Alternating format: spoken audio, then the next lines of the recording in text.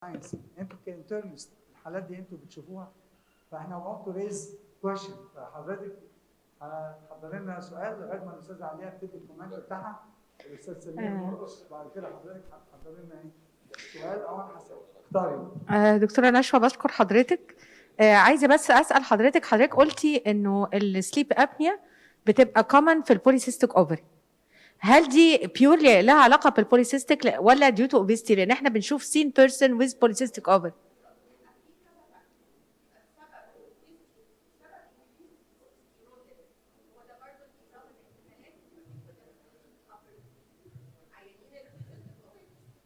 يس بيبقى عندهم كمان increased insulin resistance. يس فكل دي فاكتورز ممكن تسبب يعني بغض النظر ان هم اوبيز اور نوت.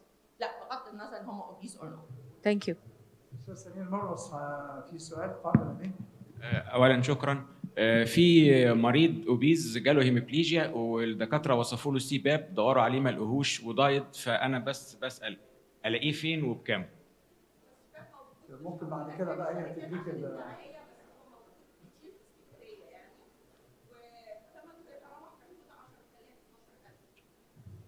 ناس حضرتك بقى هتقول لنا السؤال بتاعك. شكرا يا دكتور. Risk factor of sleep apnea.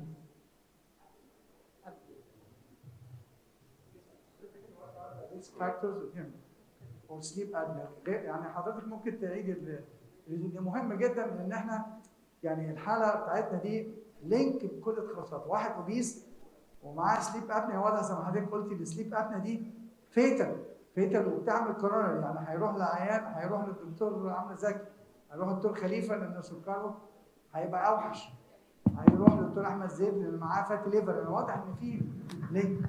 تمام. main risk factor for sleep apnea is the obesity.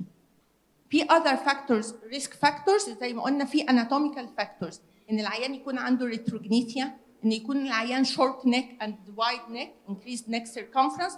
كل دي risk factors ان العيان يجي له sleep apnea. في الاطفال بيبقى risk factor هو الادينوتونسلايتس large tonsils and adenoids، ولما بيعمل ادينوتونسلكتومي الطفل بيتحسن. في حد حضرتك عنده سؤال؟ طب لو اسالك سؤال مثلا عيان يعني احنا قلنا سليب ابنيا وفاتي ليفر ودايابيتس وهايبرتنشن وكورونيا، فكره مين تبتدي مين القصه قبل؟ يعني تبتدي بالليفر ولا بتبتدي باللنج ولا بتبتدي بعد كده؟ هنسمع النهارده من الدكتوره جودي. يعني تبتدي العيان بتاعك، ما هو جاي لك بمرض، تبتدي قصه من مين؟ الاوبيزيتي ممكن تكون هي البريدسبوزنج فاكتور للفول سيستم دي. هي بتبتدي الاول بالاوبيزيتي وهي بتبقى بريدسبوزنج فاكتور للفول تماما ان الاوبيزيتي از لينك في العينه بتاعتنا. عشان كده احنا بنتكلم دلوقتي الاستاذ محمود حسين هيوري لنا الداتا في مصر، داتا يعني مقلقه شويه على الاوبيزيتي، لكن احنا زي ما بنقول بريفنشن از بيتر ذان كيور. اول ما العين يبتدي يدخل يوقف، وانس يوصل لحاجه معينه يدخل. احنا بنشكر حضرتك استاذه نشوى. الفلور از يورز تشيرمان. في الدكتوره جودي لسه فاضله. حضرتك هناء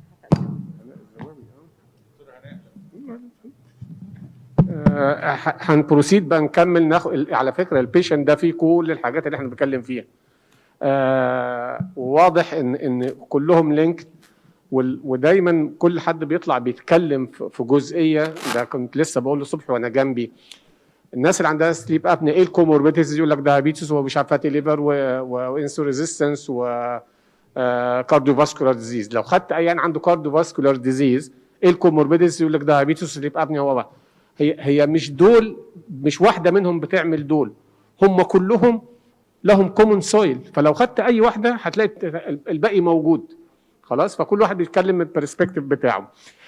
هنسمع استاذ دكتوره هناء الزواوي هتكلمنا من ناحيه الاندوكراينولوجي برسبكتيف في العينه بتاعتنا. دكتوره هناء، عايزين الكومنت نعمل ايه في العينه دي كمان، مش مجرد ليكتشر بس.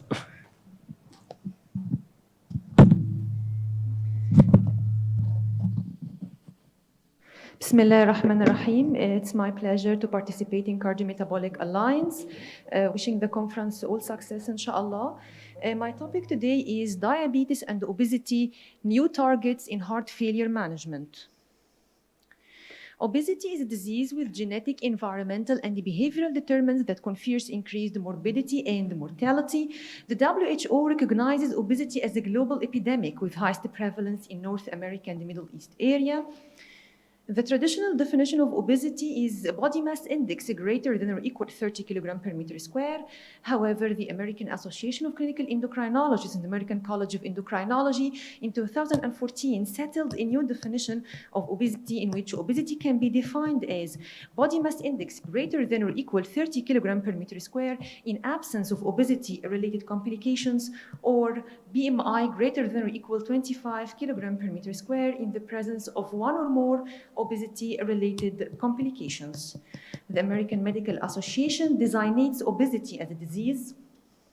In fact, obesity poses multiple risks with many adverse clinical consequences, including the risk of development of type 2 diabetes mellitus, dyslipidemia, heart failure, hypertension, and other cardiovascular diseases, non-alcoholic fatty liver disease, polycystic ovarian disease, obstructive sleep apnea, psychological problems, reflux disease, and many other complications.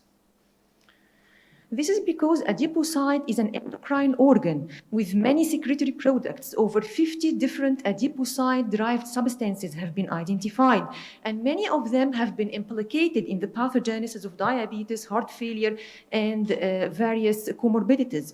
The most important of which are the leptin, insulin, resistin. All these leads to also free fatty acids result in hyperinsulinemia, insulin resistance, and increase the sympathetic nervous system overactivity. Proteins of the renin-angiotensin-aldosterone system, aldosterone-releasing factor with salt and water retention. Also, the production of inflammatory cytokines like tumor necrosis factor alpha, interleukin-6, and C-reactive protein, which create the low-grade inflammatory state in obese patients. Obesity is a definite and a strong risk factor for diabetes. In fact, diabetes and obesity are tightly linked in terms of etiology, pathogenesis, prevention, and the treatment. So the term diabesity is gaining popularity to emphasize the obesity-dependent nature of diabetes. Altered glucose homeostasis due to hyperinsulinemia and insulin resistance is the most prominent features of obesity.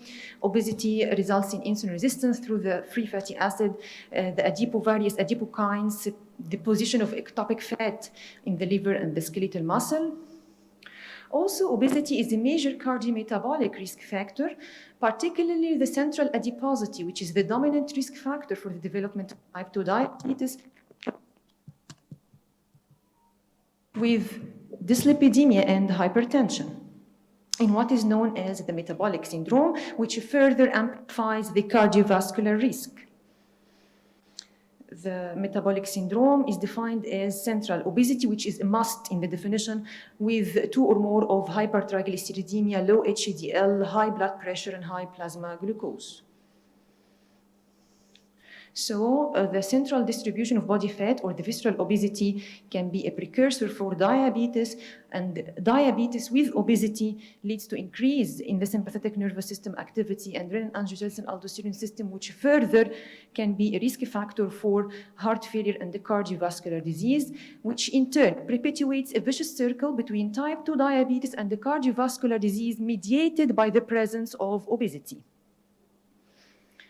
Regarding obesity and the heart failure risk, people with obesity are at increased risk of developing heart failure. It was found that heart failure incidences increased by 5 to 7% for each increment in body mass index.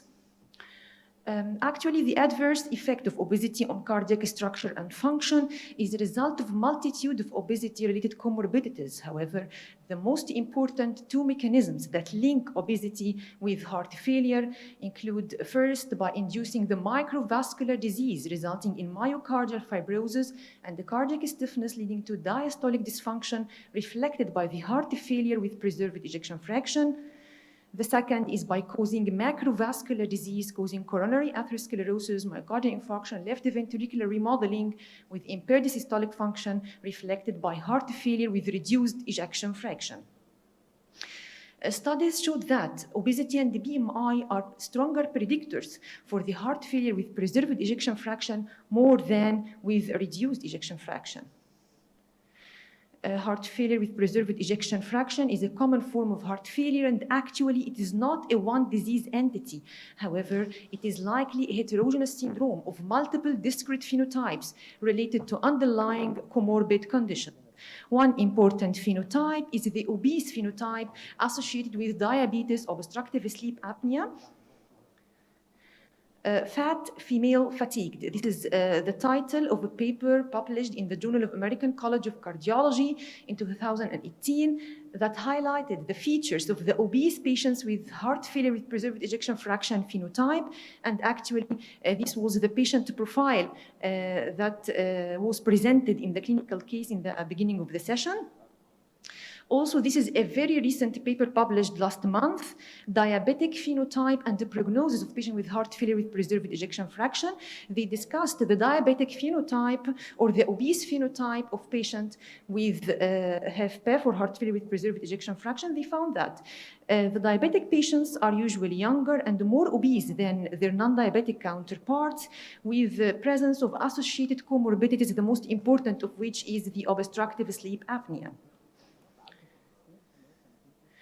How to manage obese diabetic patients with heart failure, or the obese phenotype or the diabetic phenotype of the HFpEF or heart failure with preserved ejection fraction? Treatment and the prevention of obesity is the key point that interrupts or breaks the circle and the cycle and improves the diabetes and the heart failure and the cardiovascular outcomes. There is a strong and consistent evidence that obesity management can delay the progression from prediabetes to type 2 diabetes mellitus, also in patients with type 2 diabetes. Weight loss has shown to improve glycemic control and reduce the need for glucose-lowering medications. Treatment of obesity and weight reduction with subsequent reduction in the pro-inflammatory markers and inflammation can lead to improvements in the cardiovascular disease risk factor, which in turn leads to better cardiovascular outcomes. Weight loss prevents the development of heart failure and also improves the clinical status of patients with heart failure with preserved ejection fraction. Weight loss can be achieved through dietary and lifestyle modification, the use of drug, bariatric surgery. Lifestyle. Many trials regarding the lifestyle intervention was conducted. The most common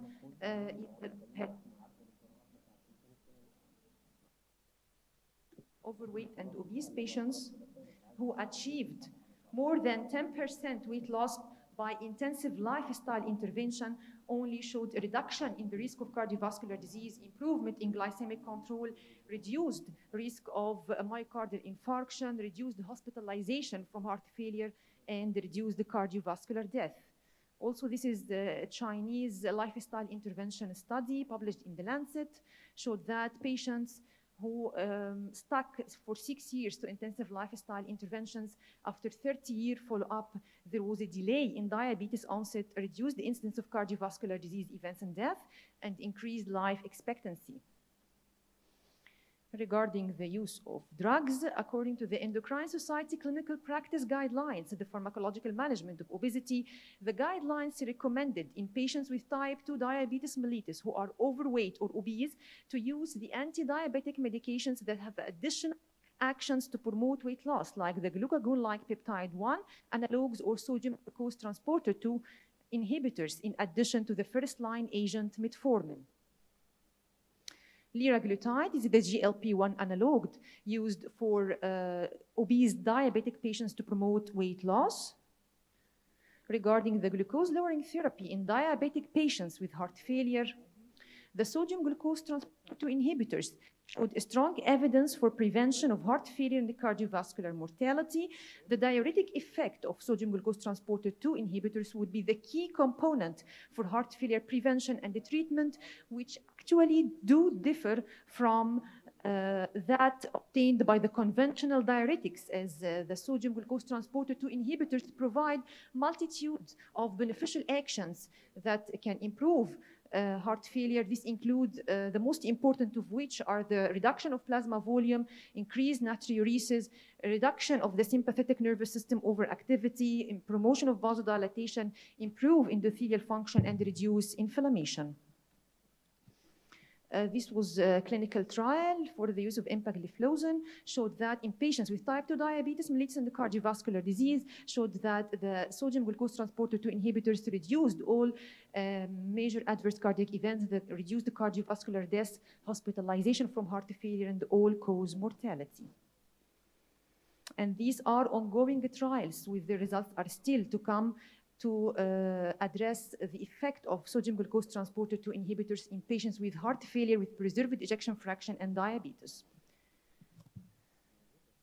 Regarding bariatric surgery, according to the guidelines, bariatric surgery is indicated for those with body mass index greater than or equal 40 kg per meter square or more than or equal 35 kg per meter square in the presence of one or more obesity-related complications. So obese patients with type 2 diabetes and presence of other complications with BMI more than or equal 35 are candidates for bariatric surgery.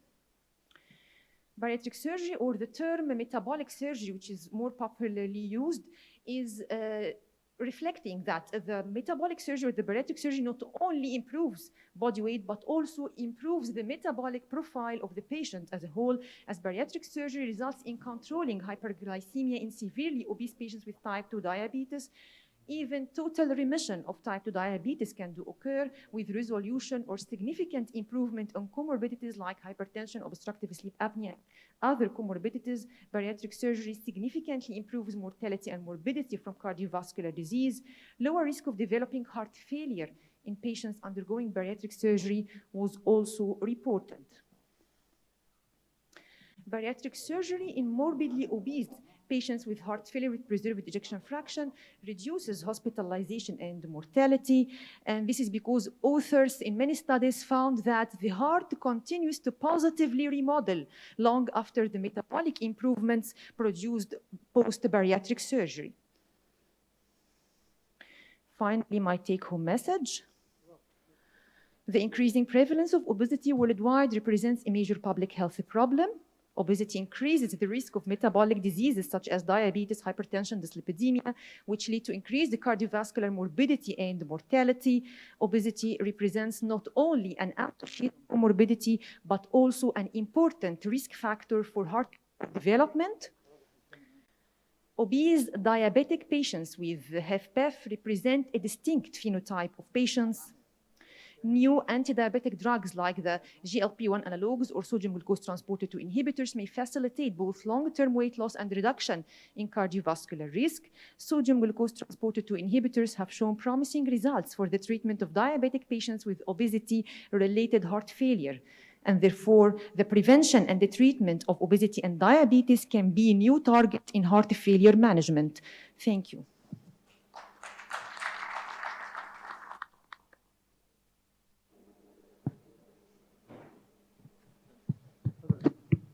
Dr. Hanaa, to whom patients you recommend the bariatric surgery?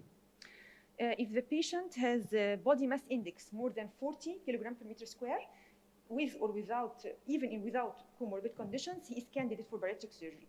Or if the body mass index is greater than or equal 35 kg per meter square in the presence of one or more comorbid condition, he is candidate for bariatric surgery. You start with it? No, chance for lifestyle intervention should be given at first. Chance for lifestyle intervention, drugs, and if no improvement and still a presence of many comorbid conditions, bariatric surgery can be done.